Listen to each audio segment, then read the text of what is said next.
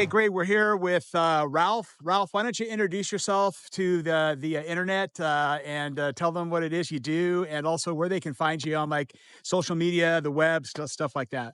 So I'm Ralph. I've been privately instructing for about 12 years now. Certified armorist, AGI, American Gunsmith Institute.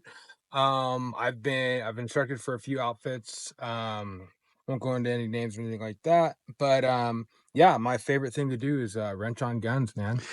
Awesome. And Ralph's been training me and a couple of my buddies, and I mentioned to him that I had literally this old AR-15 that's just collecting cobwebs and underneath the bed.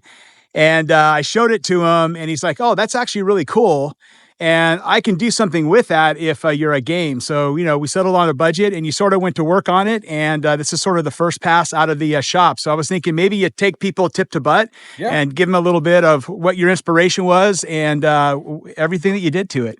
So yeah, inspiration was once Ed showed me this awesome VTAC rail. You can see the lights covering the VTAC logo, but it's a VTAC rail. Everyone knows VTAC, Kyle Lamb. Um, his book, Black Rifles, Green Eyes, was a huge inspiration for me in the training world. And when Ed first showed me this rail, he thought it was garbage, and we were like, "No, this is the one thing on this carbine that we're gonna keep."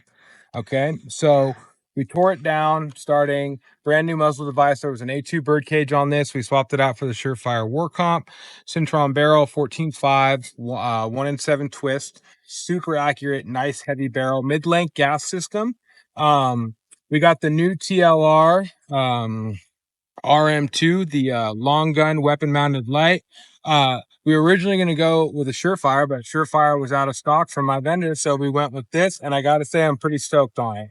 Comes with a pressure pad out of the box, and it has a tail cap switch on it as well.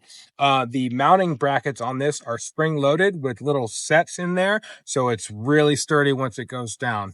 Going forward, we did the Magpul little fin grip. I forget the name of it, but I love these because they're just enough. You can breast it, you can do it on a barricade, you can pull it back. It's a lot easier, it doesn't get hung up than like what would be on this, a broomstick, a CAC broomstick handle. We kept it OG with the zip ties, no crazy clips or anything like that. We just kept it simple with the zip ties. Going down towards the rear, we have a standard BCM QD sling mount. I love these BCM ones. They're great. They're quick, easy to find, and they work well. Coming back towards the tail end of the carbine, we have a Holison. I always forget the name of this one. The SCRS RDMRS. This is the internal battery. What's that? What's what? Like a solar panel? Solar charge. So it's always on.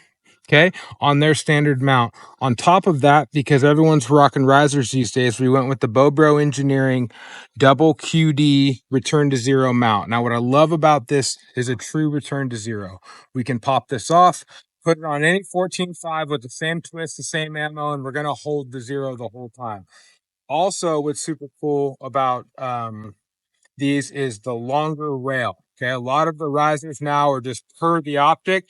If we want to run a magnifier on here, we can move this forward, we can move this aft, we can do pretty much whatever we want to. Going back, we have the Geisley SSAE, their super enhanced trigger, very light trigger, short reset, awesome trigger. Coming all the way back, we have the Arrow double latch breacher charging handle. I'm not super big on charging handles. I just want something that's tough and it'll work. I do like ambi charging handles though, so we went with that. Going back even farther, soap mod stock. These are great. They don't get hung up. Integrated QD swivel mounts in the rear right there. And then we have an old school selector switch. That was the one thing we kept on there. Replaced the mil spec grip with a Magpul Plus grip. I love these grips. I love the plus grip on it when your hands get all sweaty. Inside here, we have a braided Geisley spring with an H2 buffer. Awesome. So I think this is, I think I sort of said, whatever you do, this will be my shit hits the fan sort of rifle. Yep. And I was blown away with the work that you did on it. It looks I mean, completely different, although there's some integral elements like, the handguard, the old school safety that sort of keep it retro, which is awesome, man. I just love it. Thank you so much. So if people wanted to find you either for training or if someone said, hey, I got an AR project, I'd like to talk to you about it. Where can they find you? So you can find us. Our website is fsrgroup.net. Our Instagram is Failed State Research Group. And then our email is failedstateresearchgroup@gmail.com. We're a small company, so if we don't get back to you right away, just hit us up again. It's just me running the show. All right. Well, Ralph, awesome job, man. Excited to get out there and put some rounds through this thing. And we'll show that on the channel. And thank you very much. Awesome. Thanks, Ed.